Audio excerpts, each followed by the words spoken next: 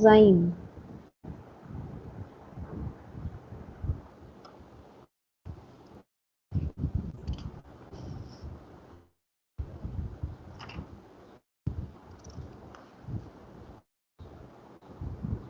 Okay, what you'll do is you'll take out example बोला है insulin ribonuclease और lysozyme.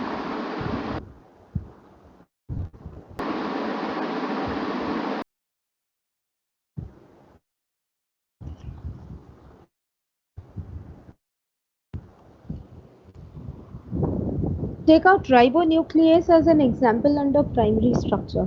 Okay, there's a contradiction. Okay, write insulin, write lysozyme. These two examples right now. All right, under primary structures. Okay, done. Have you heard of lysozyme? Where exactly lysozymes are present? In the cell. Yes, where and what kind of? Uh, they are especially Cytoplasm. that is lysosome. Lysosomes Sorry. are cell organelles, not lysosomes. This is lysozyme. Lysozyme.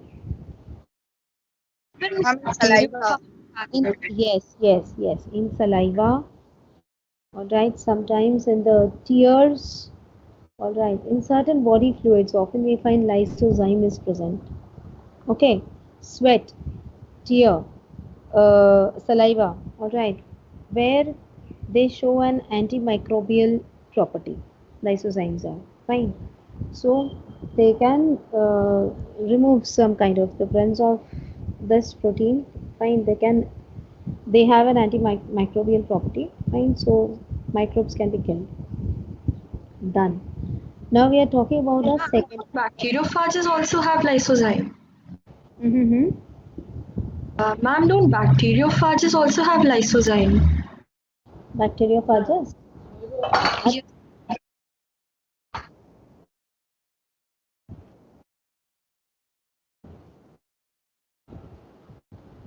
Bacteriophages when they destroy the bacteria.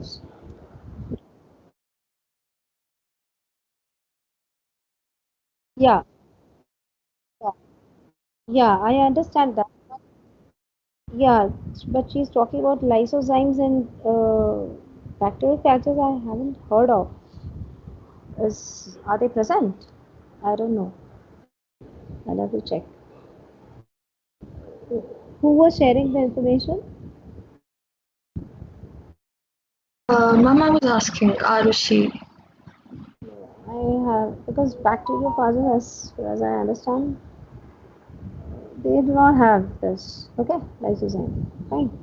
So we can always check again. Fine. So lysozyme, where exactly are they present in our body? We know that they are present in the form of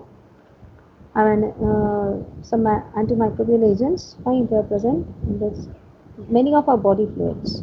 Okay.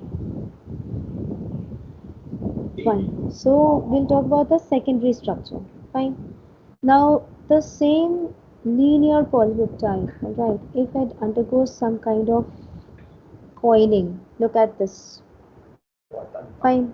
The linear chain undergoes coiling, alright, it gets coiled around each other, forms some coils, like the coils of the telephone wire. I hope it is looking like that.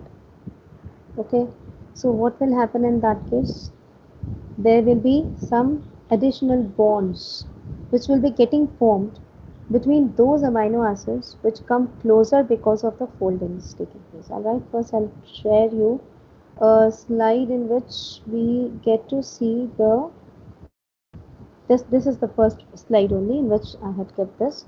You find that the protein structure, alright, as the organization changes and becomes more and more complex. Fine. The simplest one was in the form of the primary structure.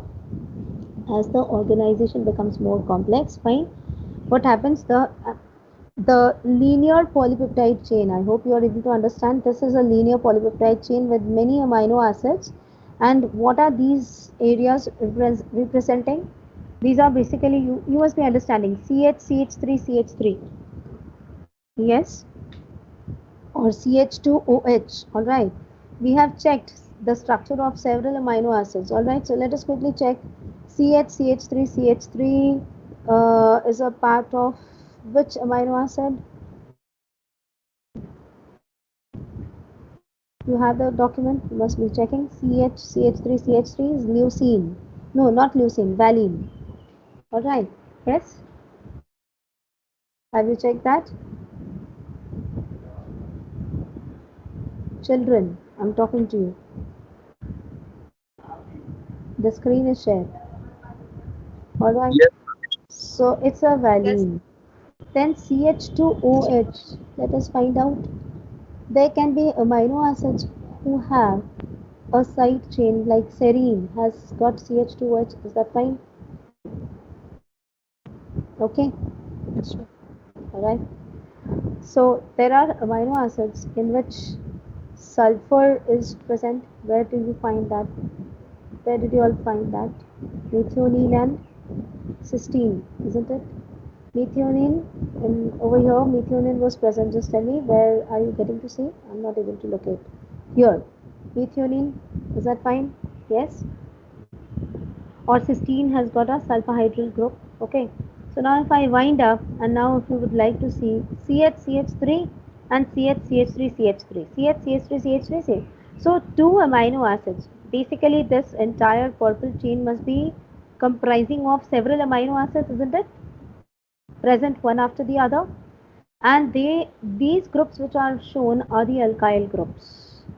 All right, the alkyl groups which are in the side chain.